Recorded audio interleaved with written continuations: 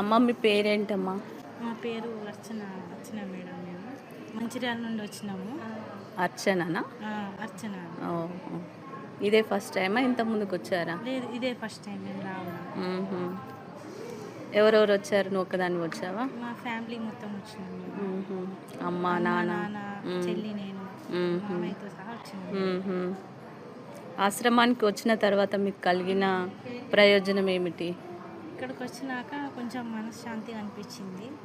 ఇంకా కొన్ని కొత్త విషయాలు తెలుసుకోవాలి అనే ఉత్సాహం ఏర్పడ్డది. మనసు ప్రశాంతంగా అనిపించింది.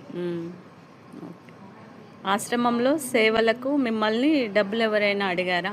లేదు, ఎవ్వరు అడగలేదు. మేము వచ్చి ఇప్పటికి 5-6 డేస్ అవుతుంది. ఎవరు అడగలేదు.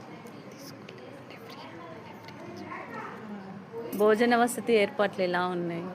భోజన వసతి బాగానే ఉంది. పర్లేదు, బాగుంది. మీరు ఇంకేమైనా సలహాలు ఏమైనా ఇవ్వాలనుకుంటున్నారా? సలహాలు అంటే ఏమన్నా ఉన్నాయా?